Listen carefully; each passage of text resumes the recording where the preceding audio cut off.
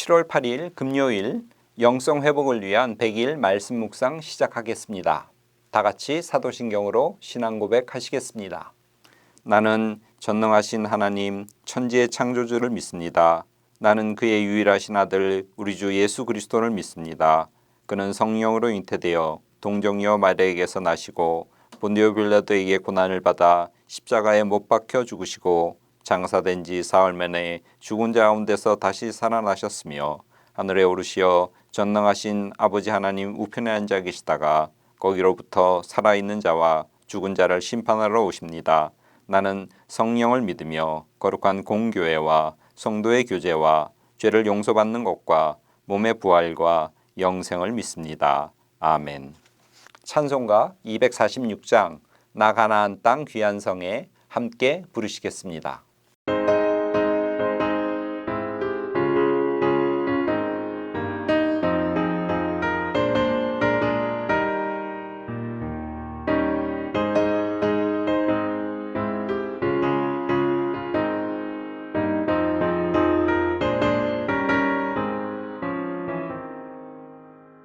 나 가나안 땅 귀한 성에 들어가려고 내 무거운 짐 벗어버렸네.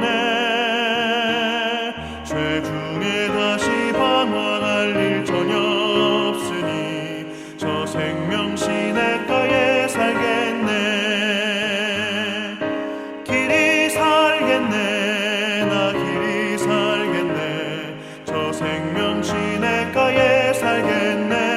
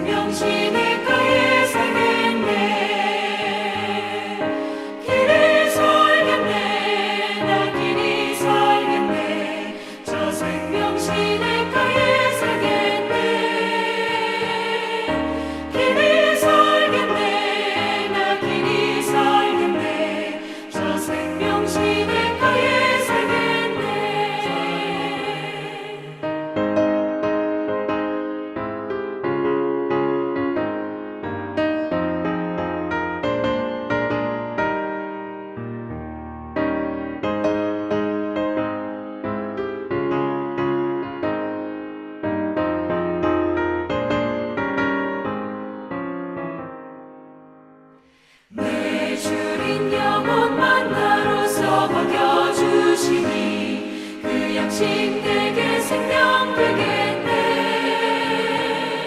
이후로 생명 양식 주와 함께 먹으며 저 생명 시냇가에 살겠네.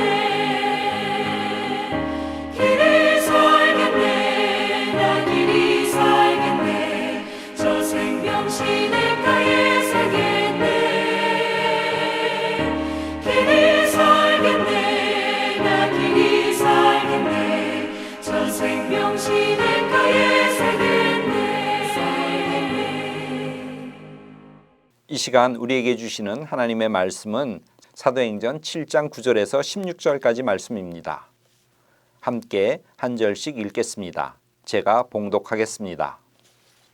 여러 조상이 요셉을 시기하여 애굽에 팔았더니 하나님이 그와 함께 계셔 그 모든 환난에서 건져내사 애굽 왕 바로 앞에서 은총과 지혜를 주심에 바로가 그를 애굽과 자기 온 집의 통치자로 세웠느니라. 그때에 애굽과 가나안 온 땅에 흉년이 들어 큰 환난이 있을새 우리 조상들이 양식이 없는지라.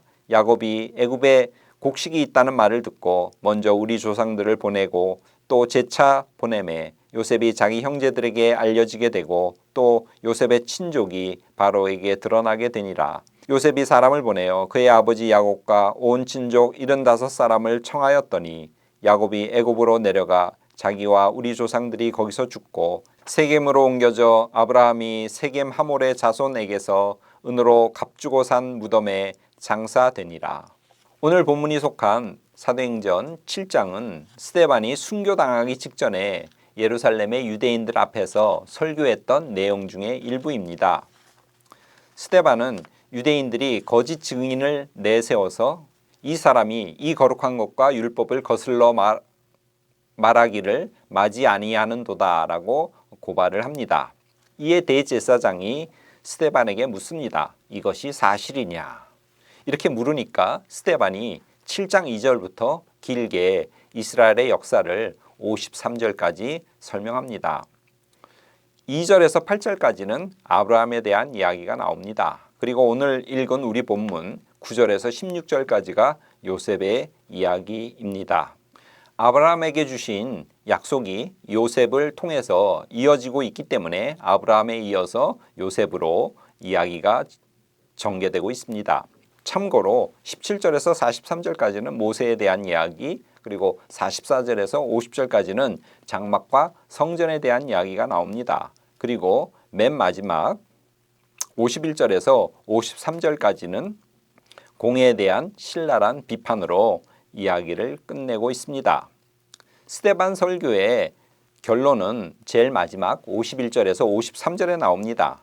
이 설교의 결론을 간단하게 요약하면 이스라엘의 역사는 한마디로 불순종의 역사라고 이야기를 합니다.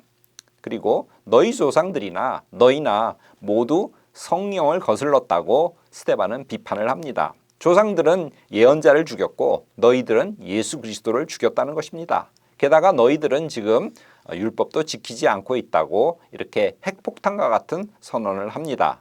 이러한 고발 선언에 유대인들은 분격해서 스데반을 돌로 쳐 죽이는 것입니다.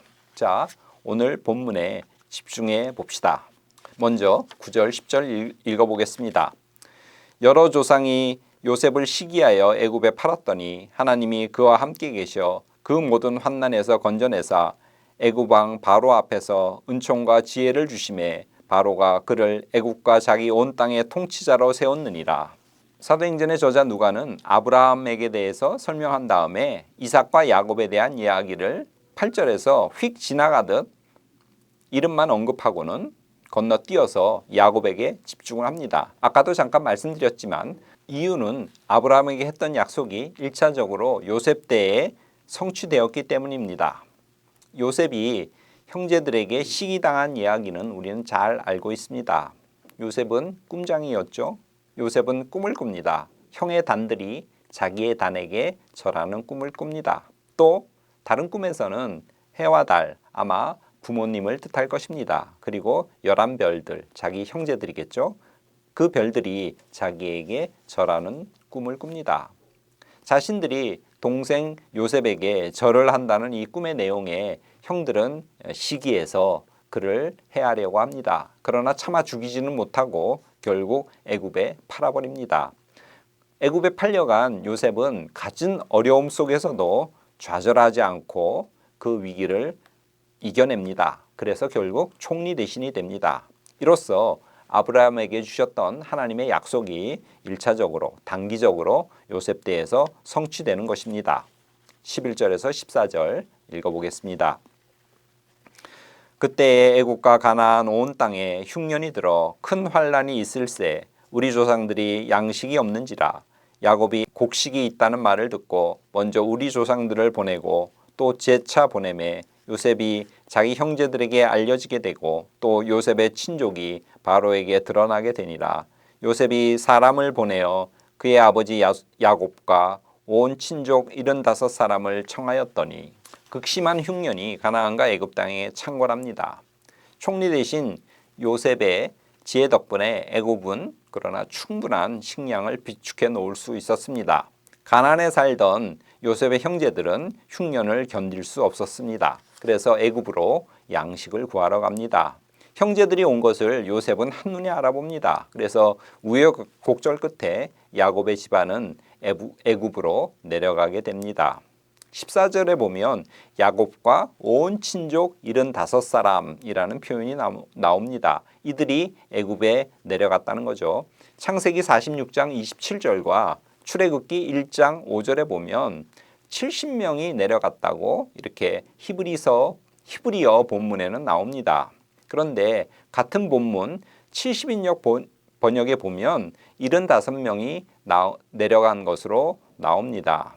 아마 사도행전의 이 구절은 히브리어 본문이 아니라 70인역 본문, 그러니까 히브리어를 헬라어로 번역한 70인역 본문에 따른 것으로, 그래서 75명이라고 되어 있는 것 같습니다. 15절, 16절 읽어보겠습니다. 야곱이 애굽으로 내려가 자기와 우리 조상들이 거기서 죽고 세겜으로 옮겨져 아브라함 세겜 하몰의 자손에게서 은으로 값주고 산 무덤에 장사되었느니라. 야곱은 애굽에서 숨을 거둡니다. 그의 시신은 세겜으로 옮겨져 장사됩니다. 여기까지의 이야기를 통해서 누가는 고난받은 요셉에 의해서 역설적으로 하나님의 약속이 이루어지고 있다는 사실을 강조합니다. 순교당하는 스데반의 입을 통해서 이 내용이 전해집니다. 곧 초대교회는 로마 당국으로부터 고난을 당하게 됩니다. 고난당하는 교회를 통해서 세상에 구원이 실현되고 있다는 사실을 요셉 이야기를 통해서 누가는 강조하고 있는 것입니다. 서울장신대학의 모든 권성 여러분, 오늘 본문은 순교당할 스데반의 입을 통해서 요셉의 이야기를 증거하고 있습니다. 요셉도 마찬가지로 고난을 당합니다. 그러나 하나님이 함께 계셔서 그 고난이 축복으로 바뀌고 있습니다. 그리스도가, 교회가 고난을 당함으로 이 세상이 구원을 받았습니다. 고난과 고통은 누구나 피하려고 합니다. 그리고 피할 수 있으면 피하는 것이 좋지요. 그러나 피할 수 없는 고난과 고통도 있는 것입니다. 여러분들은 오늘 주신 이 본문을 깊이 묵상해 보시기 바랍니다. 고난에 대해서 깊이 묵상해 보시기를 바랍니다. 고난을 너무 두려워하지 마시고 또 피하려고만 하지 마시고 고난이 축복이 될 수도 있다는 사실을 깨닫는 하루가 되시기를 바랍니다. 모두 함께 기도하시겠습니다. 사랑의 주님, 요셉의 이야기를 통하여서 고난이 축복의 통로가 될 수 있다는 사실을 저희들 묵상해 봅니다. 모든 것을 합하여 선을 이루시는 주님의 귀한 섭리를 믿고 우리에게 주신 약속을 바라며 한 발 한 발 앞으로 전진하는 우리가 되게 하여 주시옵소서. 예수 그리스도의 이름으로 기도드립니다. 아멘.